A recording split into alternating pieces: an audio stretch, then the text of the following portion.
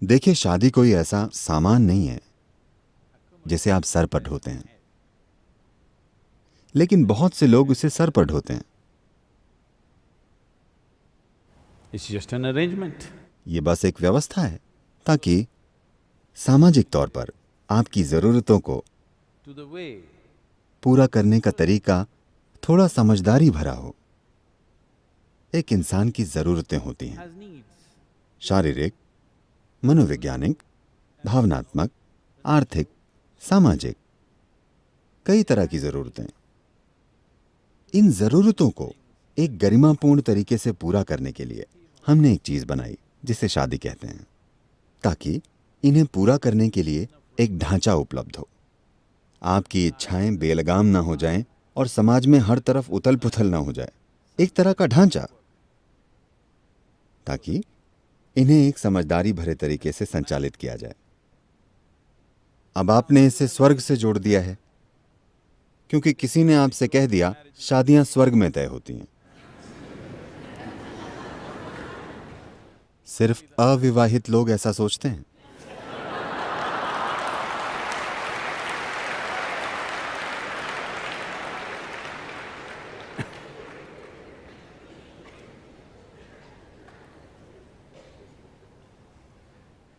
तो ये बस दो लोगों की बात है, ठीक है।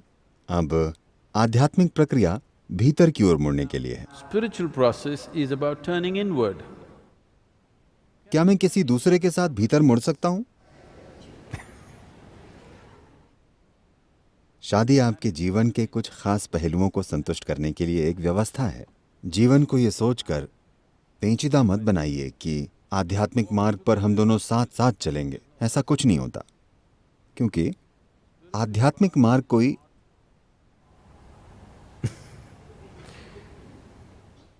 ऐसा रास्ता नहीं है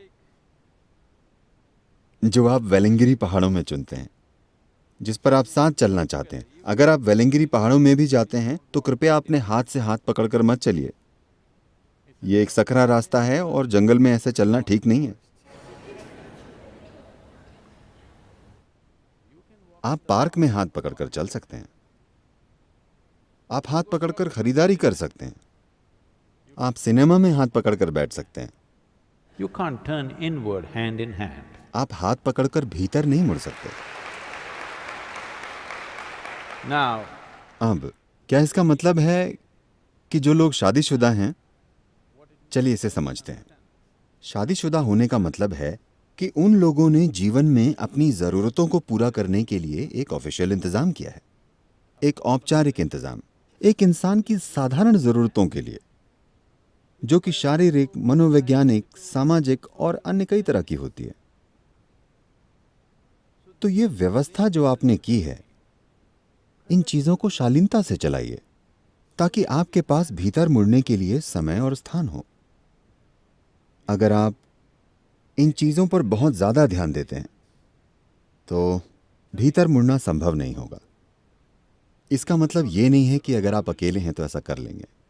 अगर आप अकेले हैं तो हो सकता है आप हमेशा कुछ बाहर ढूंढते रहें, आप अपना पूरा समय और जीवन किसी को खोजने में बिता दें, वो भी मदद नहीं करेगा।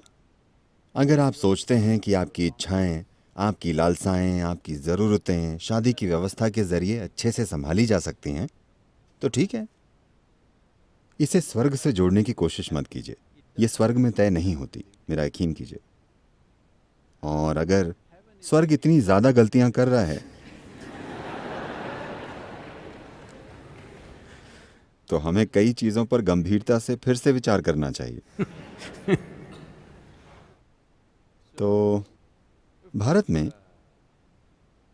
निश्चित रूप से हम इसके लिए स्वर्ग को जिम्मेदार नहीं ठहराते, हम खुद हिसाब लगाते हैं। तारों और ग्रहों की सारी स्थितियां और हर चीज, हम सभी ग्रहों और तारों को अच्छे से मिलाते हैं। तारों का मिलन करना बहुत आसान है, क्योंकि वे आपस में कभी नहीं झगड़े। लेकिन इन दो लोगों का मेल बिठाना, ये कोई नहीं कर सका सिवाय उन दो लोगों के, अगर वे समझदार हैं। अगर वे समझदार हैं तो वे संभाल सकते हैं। कोई दूसरा इन दो लोगों में तालमेल नहीं ला सकता।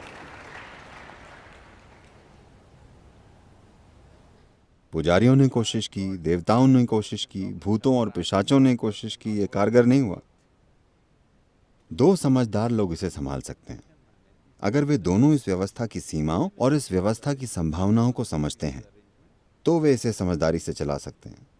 अगर आप इसे स्वर्ग से जोड़ने की कोशिश करते हैं तो आप देखेंगे ये जरूर धराशायी होगा। तो आपकी शादी का आपकी आध्यात्मिक प्रक्रिया से कोई लेना देना नहीं है, क्योंकि आपकी आध्यात्मिक प्रक्रिया एक भीतरी यात्रा है। लेकिन इसका एक आयाम यह है कि लोग अकेले चलने में हिचकिचाते हैं। असल में यह सवाल गौतम बुद्ध से पूछा गया था,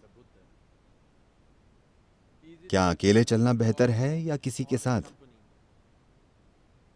गौतम ने देखा और कहा, एक मूर्ख के साथ चलने से अकेले चलना बेहतर है, क्योंकि गौतम, मैं नहीं, ठीक है? गौतम को विश्वास था कि सिर्फ एक मूर्ख ही आपसे शादी करेगा। ये उन्होंने कहा है, मैंने नहीं, ठीक है?